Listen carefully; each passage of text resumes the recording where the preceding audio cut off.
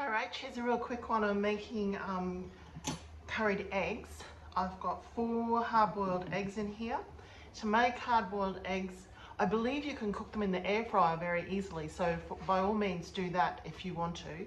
However, I put them in a saucepan I fill up a saucepan with enough water to cover the eggs, but I bring that water to the boil before I put the eggs in. So make sure the water is boiling.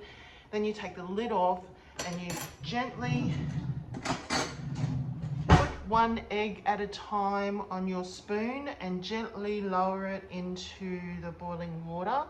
Don't knock it too much on the side, lower it right to the bottom and just gently let it fall to the bottom. You don't want to crack the eggs.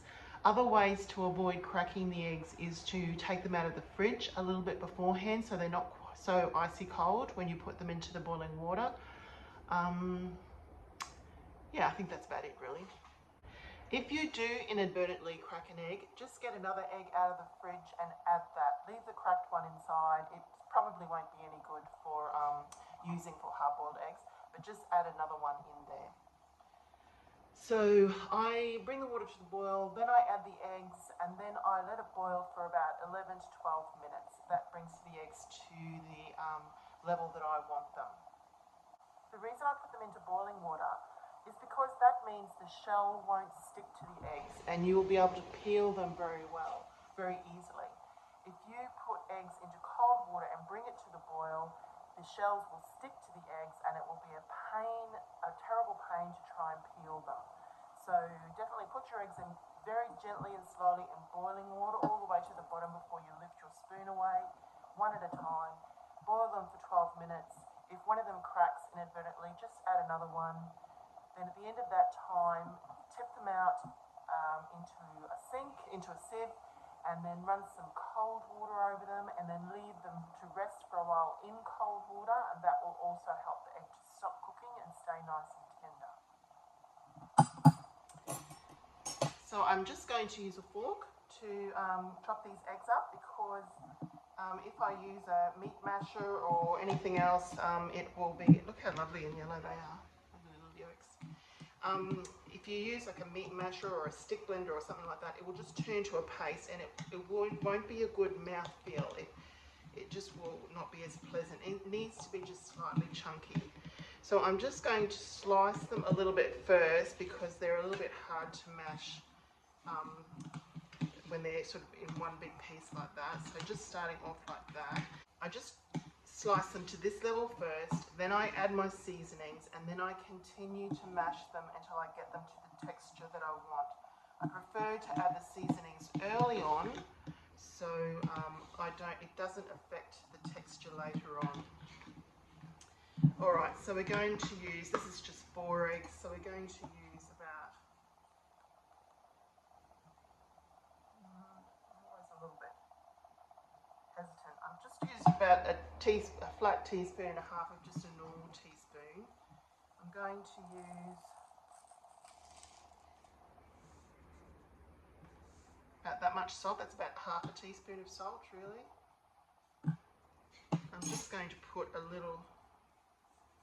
couple of little shakes of pepper in there because I think I said a tablespoon of mayonnaise in when I texted you, but I'm just going to start off with a teaspoon and then so about that much. Just a tang of mayo because you really don't want this to be too runny because it's very hard to bring it back from being too runny. And the other thing I'm going to do, and I've got this really nice Devondale butter, nice salted original butter, that's the best one to use. I'm just going to get a big knob. That might be a little bit much. I'll start off with this much butter. Put that in there. It might seem strange adding butter when you're going to be buttering the bread as well, but this butter helps the curried egg to have a nice consistency, keeps it nice and stiff, especially when you put it in the fridge. It fans out really well. It means it's easier to put the curried egg mixture onto the bread, and also it will keep really well once the sandwiches are made. So now you can start putting that all in and mashing it up. Remember that curry gets a bit stronger the longer you keep it, so the amount of curry I put in now and what it tastes like when I taste it, it could be slightly stronger in the morning when I go to make the sandwiches. Okay, that's getting not too far off the consistency that I want. See, there's it's still a little bit chunky like that. There are a few bigger chunks of white, so I'm just going to break them up.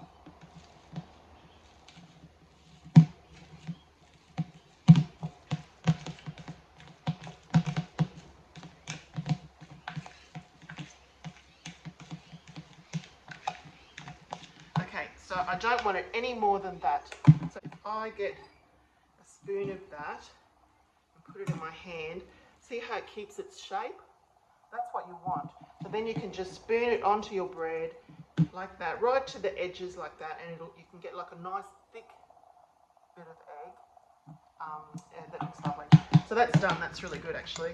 So what did we use? We used 4 boiled eggs. We used a teaspoon of mayonnaise. We used about a tablespoon of butter. I just used the teaspoon, but as you saw, I sort of heaped it up like that. I used half a teaspoon of salt and a few shakes of pepper. I'm just going to taste this now.